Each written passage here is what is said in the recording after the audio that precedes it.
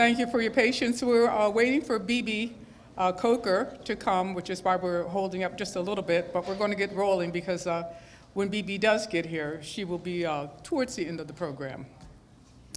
So first of all, thank you for joining us. This is a very important occasion.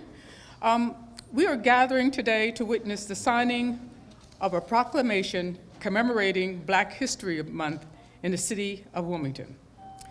I want to first thank Mayor John Carney for his leadership in ensuring that we continue to uplift and honor the rich contributions of Black Americans. And by the way, not just during this month, but every day. I also want to recognize our community leaders, elected officials, and all who remain committed to truth, justice, and progress. This proclamation is more than a symbolic gesture. It's a reaffirmation of our city's commitment to acknowledging the past, celebrating the present, and shaping a future where the full history of Black America is told and honored. It is a commitment to truth in an era when forces seek to rewrite, erase, or diminish the stories that have shaped this nation. We recognize the importance of our collective experience. We know that history is not a political convenience. It is a foundation upon which we build a better and more just society. We are stronger when we stand together, united in common goals. We will continue to work together to ensure a better future for all generations. The best way we can honor our ancestors is by ensuring that we continue to fight for fairness and equality for all. As we reflect on the significance of this moment, oh, sorry, that's my 12:15 alarm. I don't even know why it's on here, but it rings every day. As we reflect the significance of this moment, it is only fitting we turn to a song that has long served as an anthem of resilience, hope, and unity. "Lift Every Voice and Sing" was written as a poem by James Weldon Johnson and later set to music by his brother, John Rosamond Johnson. And it has become a powerful declaration of faith and perseverance in the ongoing pursuit of justice and equality. I am pleased to introduce my friend and my working mate, Tiffany Christopher, who will lead us in this stirring hymn. Please join me in welcoming Tiffany.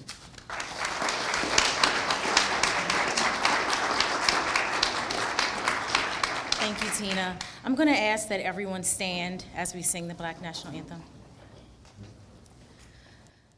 Lift every voice and sing till earth and heaven ring, ring with the harmonies of liberty. Let our rejoicing rise high as the listening skies. Let it resound loud as the rolling sea. Sing a song full of the faith that the dark past has taught us. Sing a song full of the hope that the present has brought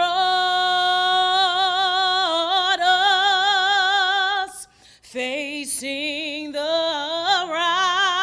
rising sun of our new day begun.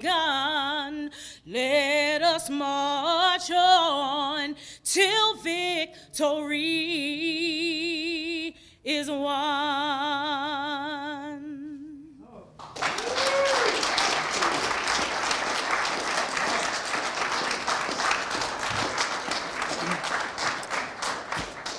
I sit just a couple of doors away from Tiffany's office every day, and it's been many, many years that we've known each other. And you know, I think, Tiffany, that's the first time I've ever heard you sing.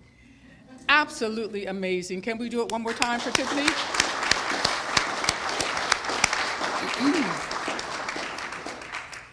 It is now my pleasure to invite our Mayor, John Carney, to the podium.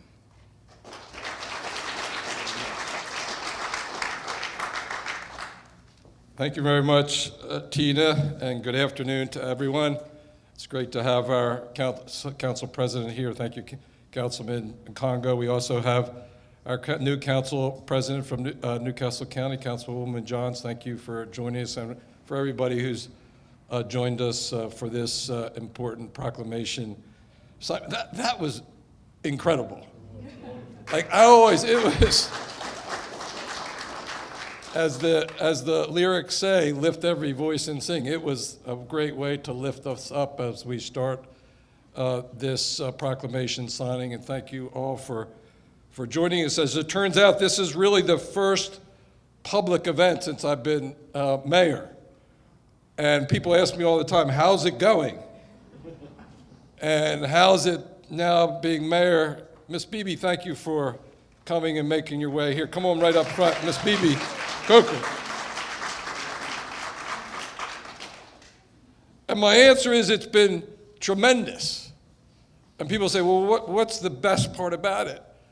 And my answer is people are so nice to me.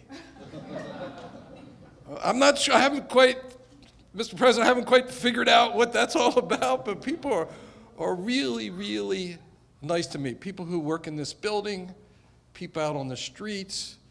It's just an incredible positive attitude, and it really feels great coming from the office I did just across the courtyard here to a job that's maybe more challenging, certainly more intimate, you know, a closer connection with the people that I work for and all of you work with.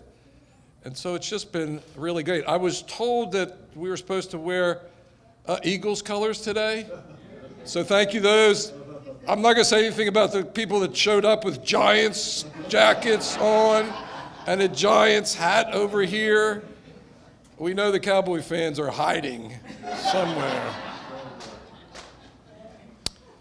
So thank you all for coming. Ms. Grantham's here from the Delaware History Museum. They have a great exhibit here. Thank you, Mr. CEO, for coming as well. And I would recommend to all of you to go and see what they have there so you can learn more about Delaware history and Delaware African-American history, which is an important part of it.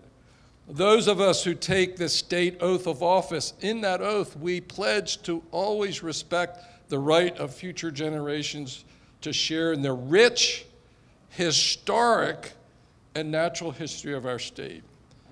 And so when I was first elected 20-some years ago now, a kid that grew up in Claymont, went to Catholic school from 1st grade through 12th.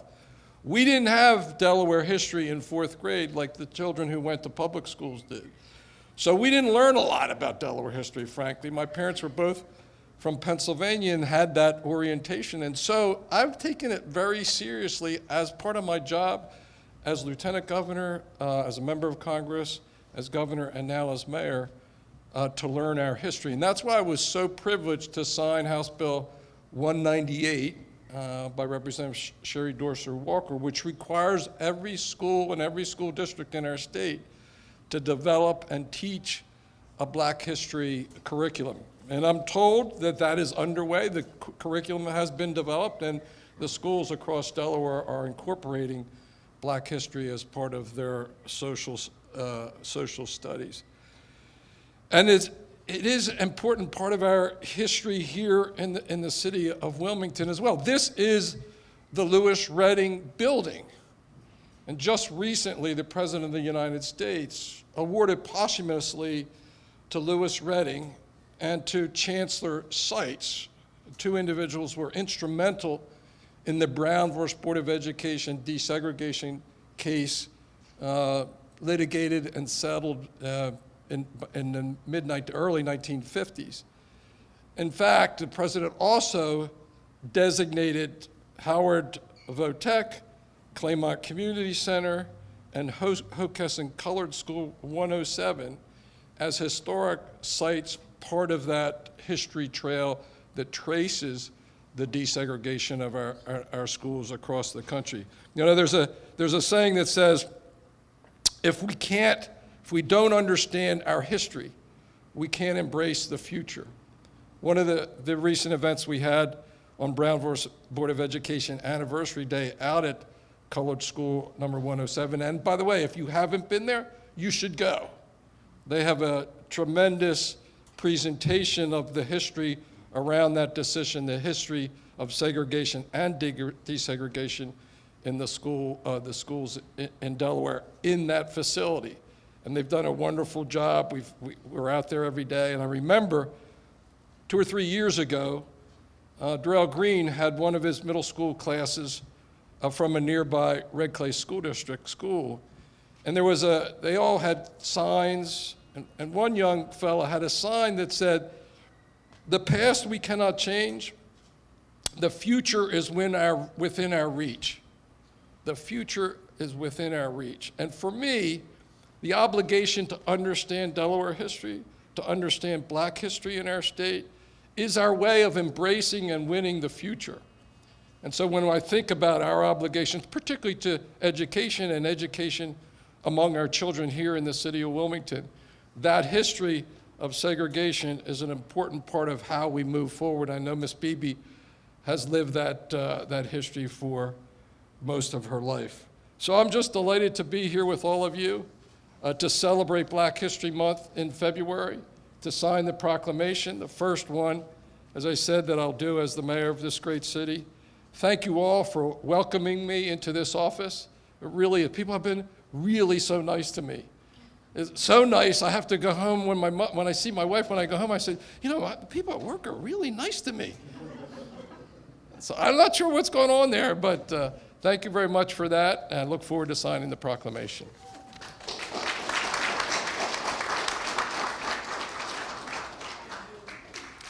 Thank you, Mayor Carney. I don't know what you thought of us when you were in Dover, but we are very nice people. My goodness. I now invite City Council President Ernest Trippy Congo to come forward to make some remarks.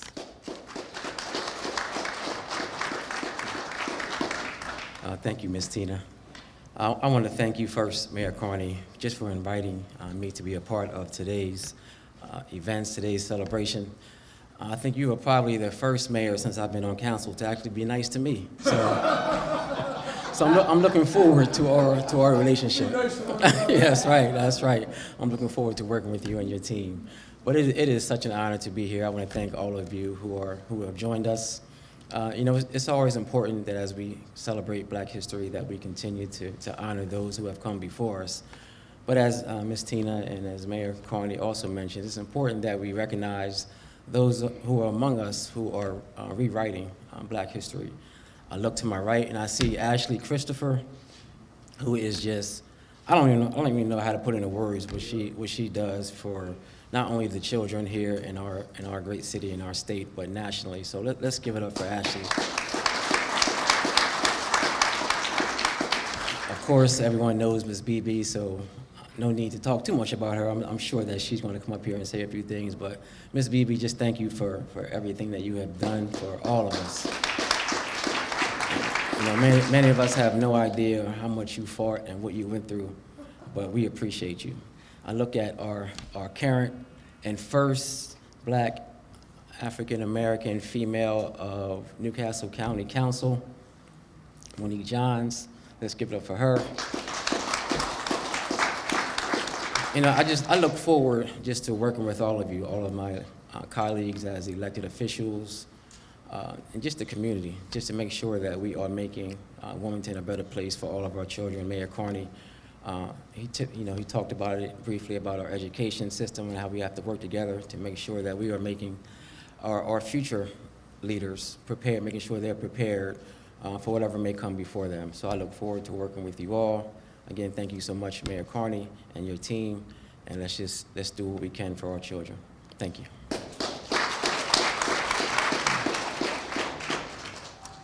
Thank you, Trippy. B.B. Rosscoker I am honored to introduce my good friend, a person that I've looked up to for many, many years, have had the pleasure of working with on various projects. BB is an unwavering, has been, and still is, an unwavering advocate for civil rights, education, and social justice. For decades, she has fought for equity, challenged injustices, and uplifted our community with her wisdom and leadership. As we celebrate Black History Month, we are privileged to hear from a woman who preserves history and continues to shape it. Please join me in welcoming the wonderful Miss B.B. Ross Coker.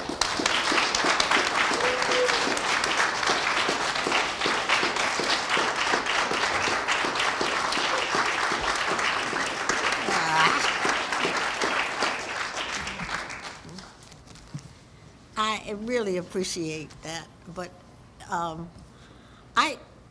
you all think that I'm kidding and I'm just saying this, but I don't like all that stuff. You're a person. You're a Black person. I am almost 90 years old. I grew up in Jacksonville, Florida, during some rough days. So you don't have to tell me anything. You don't have to define me. You don't even have to praise me. You don't have to do anything. I had to do whatever I did just to survive, trust me. And in Florida, during the times that we were growing up, I must have seen more black and white signs than you could shake a stick at. I don't even think they make that many anymore. Everything you did, whether you tried on a dress, whether you went through this door, whether you drank from a water fountain, whether you went to a school, whatever you did, you were either Black or you were either white.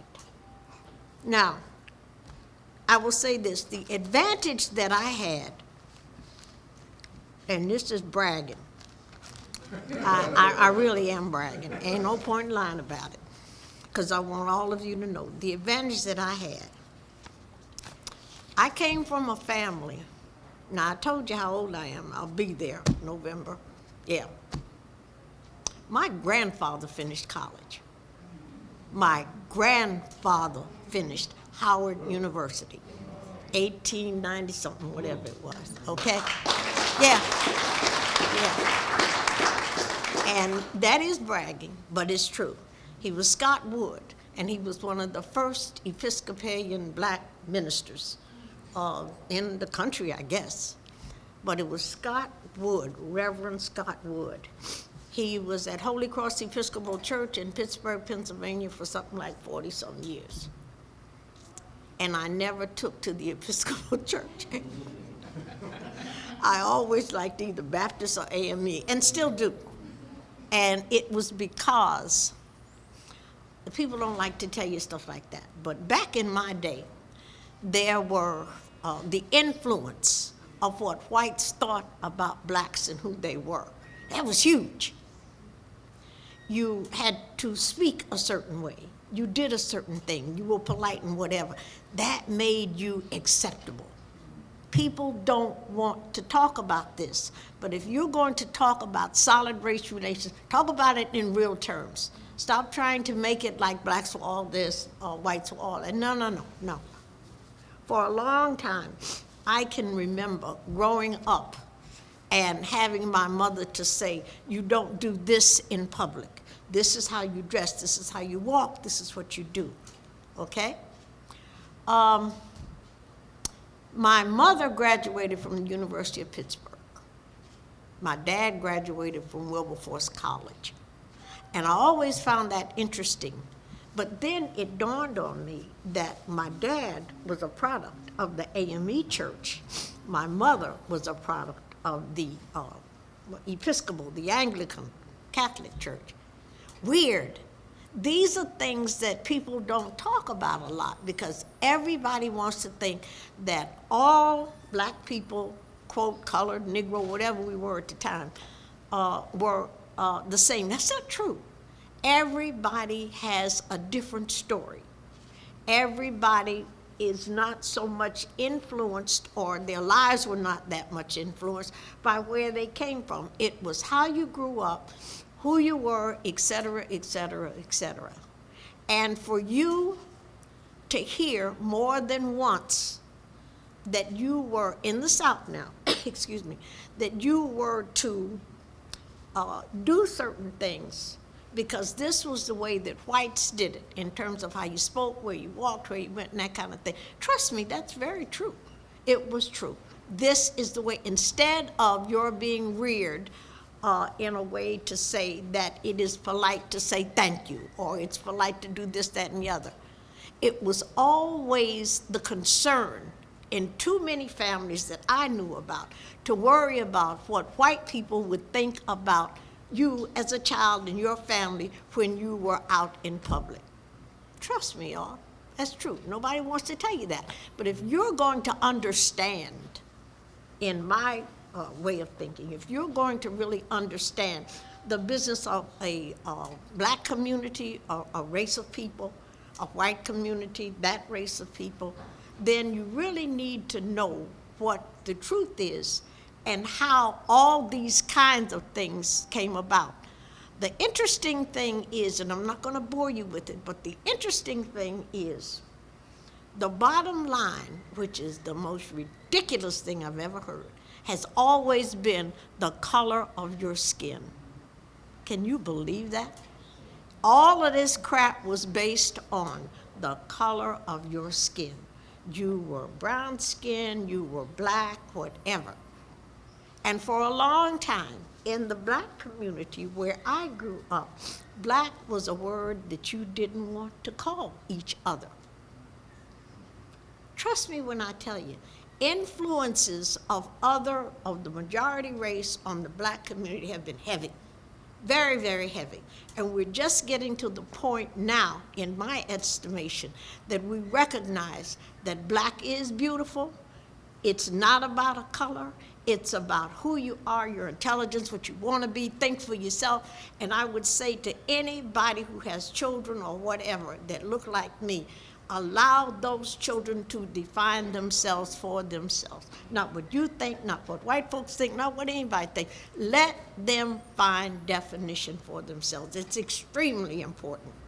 So now, in terms of our community, I found this thing on the legal status of blacks in Delaware. It's real funny. And in 1865, the 13th Amendment abolishes slavery. The Delaware legislature voted against the amendment. Did you know that? It's real weird. But they weren't the only ones, of course, in terms of states and that kind of thing. However, they did vote against the amendment. Then they published in 1873, they published a declaration of opposition to black equality. Wow. And you wonder why sometimes we have a rough time in this state. Trust me, they've been building this brother up a long time. Now, the one thing, that's why I say that the more we can get together, the more we can talk with each other, to each other, the more we decide that we are pleased with who we are, we like our identification, we like our history, we like ourselves. So when you talk to somebody else, whatever their definition is of you, doesn't mean a cotton-picking thing. You know who you are. So I would tell anybody that for us to decide in Delaware that we are going to be neighbors, we don't have to be friends, that we're going to be neighbors, we're going to be good citizens, we're going to be cordial one to the other, and respect each other's humanity, that's all I can ask. That's all that I really want from you in terms of who we are and what we want to be about. If you decide that you have a friend, and that friend looks like whomever, that friend, you're black, and friend happens to be white, and you really like that person because you all relate to each other, that's fine. That's one thing. It doesn't have to be because I'm this, you're that. It just has to be because we like our relationship. Do not allow a color to decide who is going to be your friend and who is going to be important in your life. It's about human beings and human relationships, our humanity towards each other. I would also urge us as a people, because we appear to be getting a little bit away from it, we have got to decide that everybody belongs here. There's room for everybody on this planet that is supposed to be here.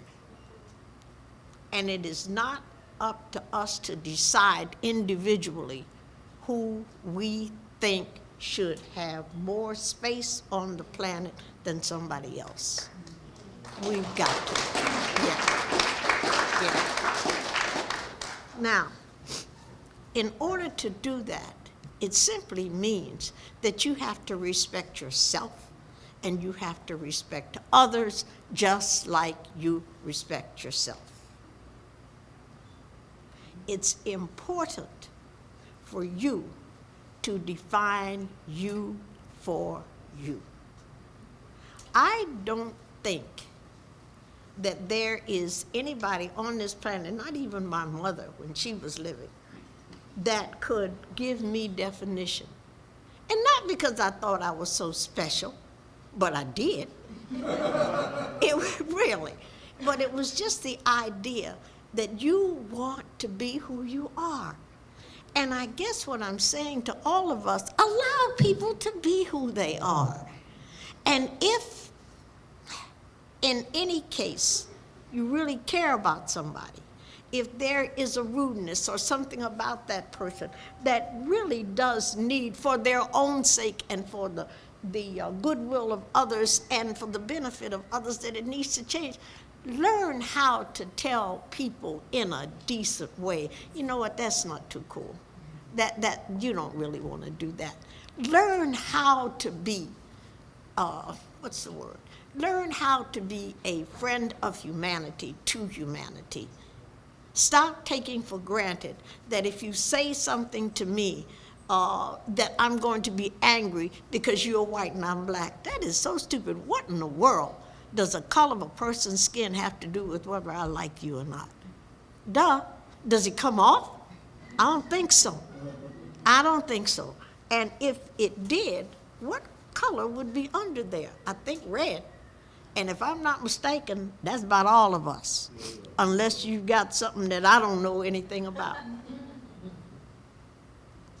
I know they talk about blue bloods, but that's just what do you call it? That's just a phrase that we use to talk about rich folks and stuff like that. And I never understood why they called it blue blood, though. I just didn't. And I don't to this day. Does anybody know if you read anything about? I'm serious.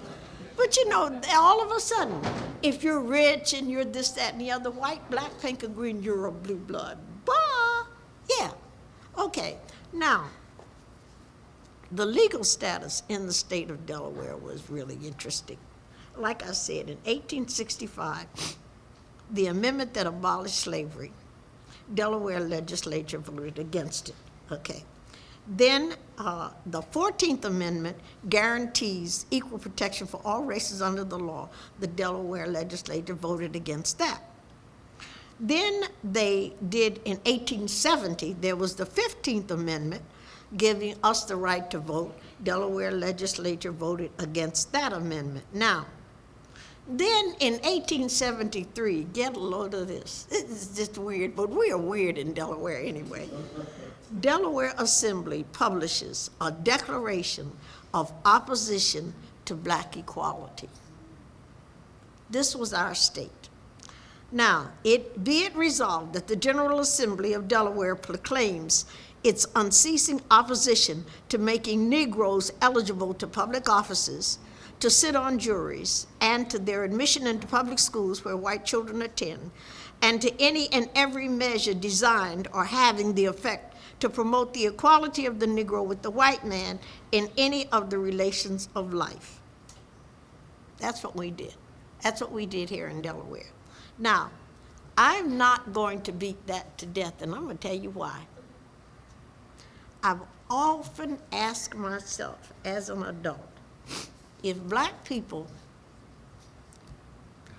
are so unintelligent,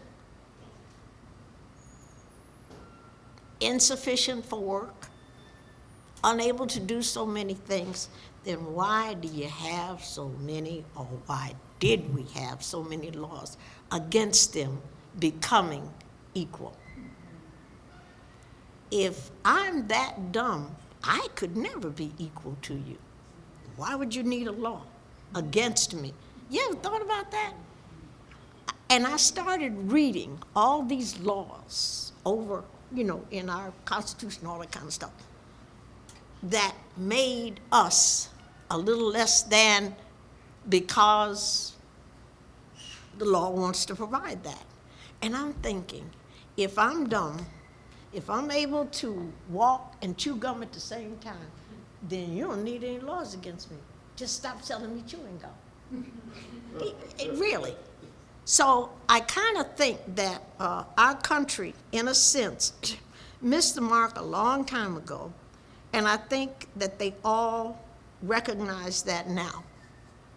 And that as long as each of us makes it a point to tout the fact and to live the fact and to be the fact that all people, men are created equal, all women are created equal, all people are created equal. We are here for a purpose. We all have a right to be here. Nobody has the right to discriminate against anybody. And if you do, the only right you have is to discriminate against yourself, because maybe you know something about you that we don't know and don't want to know. Do you know what I'm saying? So I guess, excuse me, all the time, I think, that has been wasted in our Congress, in our legislatures, 1760, talking about acts of this, that, and the other against us, simply because of the color of your skin, is sadly the most stupid set of congressional legislation, state legislation, and anything else that I have ever heard of in my life. And for this reason, I have chosen, thank God for my mother and my father, we were taught to choose that we were equal to or better than anybody else. I am so serious. That's the way I was reared. That's the way I was reared. I told you, my mother finished University of Pittsburgh in whatever that year was, 19-something. And my dad did too. We were blessed. But that doesn't make us any better than anybody else. It just helps you to understand that stop acting like all people are not created equal. They are. In God's world, we all have red blood. Anybody got anything else under here that I don't know about? If you stick yourself with a pen, does it come out a different color? And that is what makes the difference. That is what makes the difference in humanity and less than humanity. And for whatever reason in this country that I never will understand, we have this thing. And I'm telling you, I grew up in Florida. We have this thing about believing that skin color makes a difference in somebody's humanity, their intelligence, their right to be here, whatever. I can't think of anything more stupid than that. And whoever came up with it, sorry, that's really sad. So I think that what I would like to leave you with is the fact that in this state, we have got to stop making excuses for what it is that we don't do. We've got to, I can't say for the whole country, we're just little Delaware. But if we do it for ourselves here, to me, it means so much more. I would suggest to all of us, give ourselves or give yourself definition. Know where you came from. Learn your history. Learn what we went through and that kind of thing. When people talk about the business of, slavery to freedom, and they use it so casually, they have no idea that slavery wasn't just on a boat and people getting off and on a plantation and doing something for free and that kind of thing. Slavery to me, that mental slavery that you would have because you know that people don't like you because of the color of your skin, is horrendous. It is horrendous. If you don't like me because I smacked you in your face, that's one thing. If you don't like me because they put me on a job simply because I look like I look, and you don't think that I know what I'm doing. If you're right about it, you got a right to be angry. If you're wrong about it, you have a right to apologize to me, even if you never come up to me personally. But apologize to yourself, to me, to recognize that if you are on the job, on a job, and your dislike is simply because of the color of your skin, oh Lord, you need to go somewhere and pray. So I'm saying to you, let's change our city. Let's change what we need to change in our state. We can't do any more. We can't go to Maryland. We can't do this, that, and the other. But we can change from ourselves to where we work, who we live with, and that kind of thing. We can help each other to understand that color ain't nothing but that, just color. We need to understand that every human being that is sitting, living, sleeping, walking, working, talking on this planet has a right to be here, not because we chose it. God put us here. You want to tell him that you don't belong here? Do you feel that big and bad that you can tell your maker where you're supposed to be and that he should have sent you to Connecticut instead of Delaware? Duh. So I'm saying to you that let's learn how to know each other. You don't have to like me, but you do have to love my humanity. That is my right to be here. Now, if my humanity stinks and you don't like me, that's a whole different ball game. But you don't have any right to discriminate against me because of the color of my skin. Now, that's black and white. And if you don't think that blacks discriminate against white people that they don't care for, you haven't lived very long. We did a whole lot of that in the South. Trust me on that. So, I would say in closing that when Delaware Assembly published a declaration in opposition to black equality, and then they turned it around and started putting in the laws about accommodations and all this kind of stuff, somewhere somebody got the message that all men are created equal. Now, if we want to really do something in our little state, let's make people see us as, a people that care about each other, care about our state, want to understand that people are people and we treat them that way. I'd love to see people come to Delaware at some point in time to say, oh, I gotta go there because this is what they do here and this is what they do there. It's about learning, it's about education, it's about medicine, any of those things.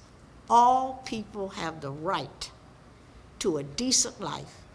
All people have the right to live a decent life and to make a decent life for themselves and not be stifled because of the color of their skin. Ain't a thing I can do about this, and ain't a thing I want to do about this. Thank you.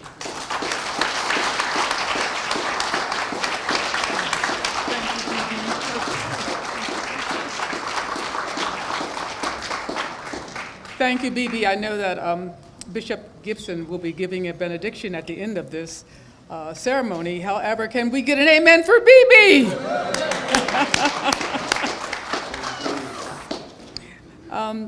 The mayor earlier referred to the state's oath of office, where it says that every elected official is called to respect the right of future generations to share the rich historic and natural heritage of Delaware. Well, the Delaware History Museum is a perfect example of how that oath is put into practice. Please welcome the museum's director of the Jane and Littleton Mitchell Center for African American Heritage, Hannah Grantham.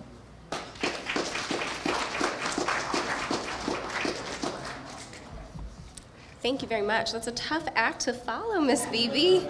I want to begin by thanking and expressing my gratitude to Mayor Carney and the hardworking folks at the City of Wilmington for inviting me to join you all today as representative of the Delaware Historical Society and our Delaware History Museum.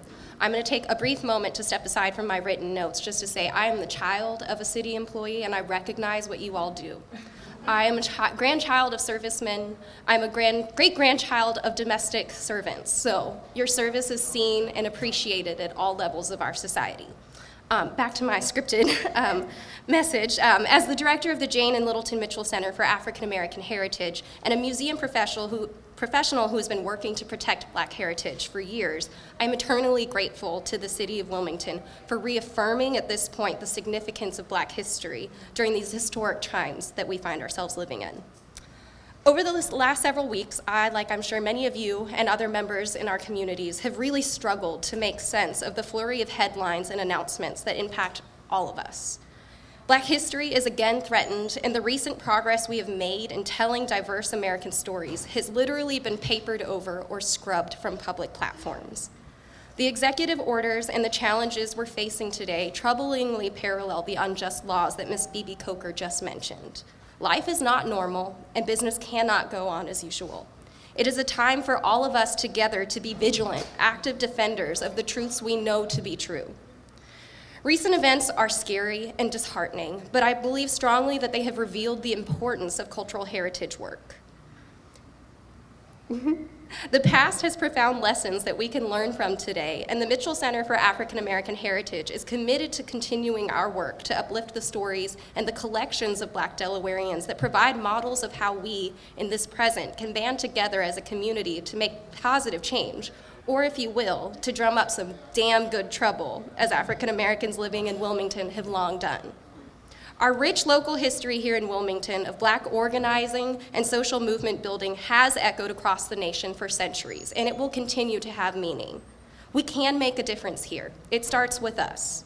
So please, come visit us at the Delaware History Museum, learn about Black Delawareans' experiences and our journey to freedom, schedule research visits with our libraries to see and handle the things that people have saved and donated so that we can continue learning from their lessons. And please join our efforts to preserve and celebrate Black history, not every February, but every single day. It will help us all together as we reimagine our shared futures. So thank you very much for all of your hard work.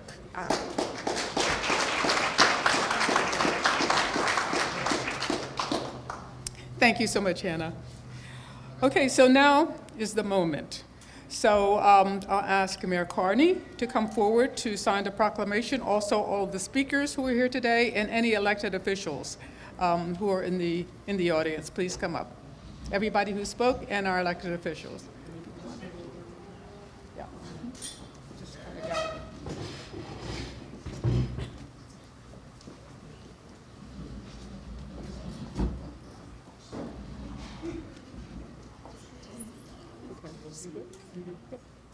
Ms. Beebe, thank you again for challenging us. Thank you all for coming. Thanks again for that wonderful rendition of Lift Every Voice and Sing.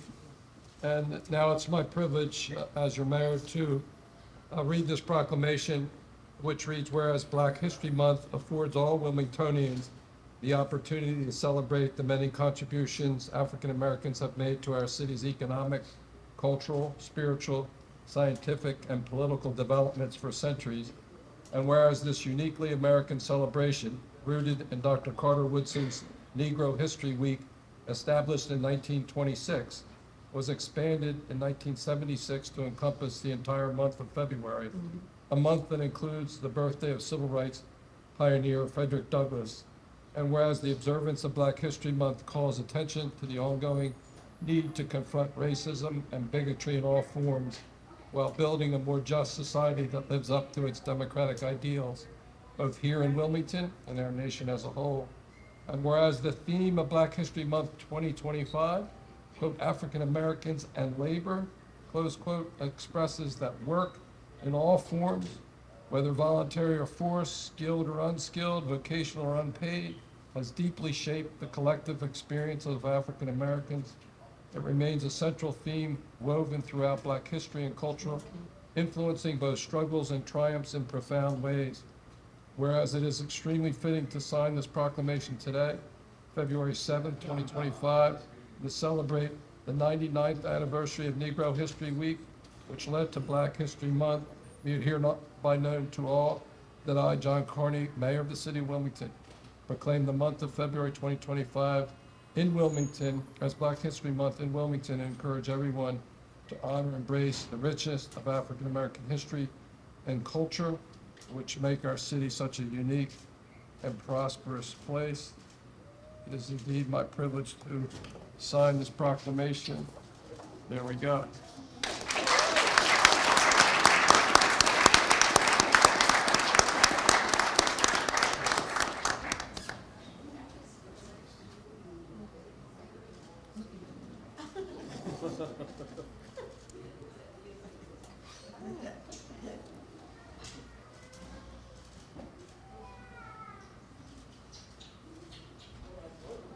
All right, very good. Thank you much. Very well, thanks for coming. Thank you all. And to conclude today's event, we invite IMAC President Bishop George Gibson to close our program with a benediction. Martin of Tours, who was a Christian Roman soldier, was leaving the holy city of Jerusalem and on his way to Rome. And as he was traveling upon his beast, a snowstorm occurred, and while he was riding along, he saw a man sitting by the roadside shivering and turning blue. Martin dismounted off his beast and tore his outer cloak in half and wrapped it around the man that was shivering, turning blue.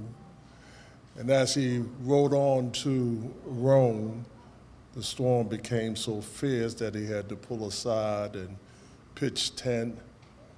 And as he closed his eyes that night and laid his head on a rock, a panoramic view opened up, and he saw a picture of heaven and people scurrying around a man in heaven.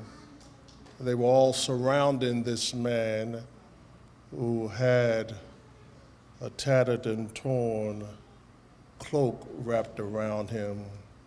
It was Jesus, and he says to those that gathered around him, when they asked where he had got the tattered and torn cloak from, he said, "My servant Martin saw me by the roadside, shivering and turning blue. He dismounted, ripped his cloak in half and wrapped it around me. And he says, I will never forget my servant, because when you have done it to the least of these, you have done it also unto me." I think part of our assignment in this climate is make sure that we take care of the least of these so that they can have the things that they need to marshal through society. Let us pray. Kind Father, we thank you and honor you for this time of proclamation, this time of remembering, reflecting, and recapitulating. We thank you for the privilege of gathering here with our mayor and our president of council and all the officials that have come together, Dr. Bibi Coker. We pray her strength and her tenacity. We ask that you will bless us that have come together to unify our voices and to stand hand in hand, because we are better together. Bless us the continuance of this day. Keep us covered and keep us protected. watch over us as we continue to do the bidding of the Master, that we may take care of the greater community. Now unto him that is able to keep us from stumbling and fall, and present us faultless before the throne of God, with exceeding joy, to the wise God our Father be dominion and majesty and power, now and forevermore. And all the people said amen. Amen. Have a great afternoon. Good to see you. Thanks for coming. Thanks for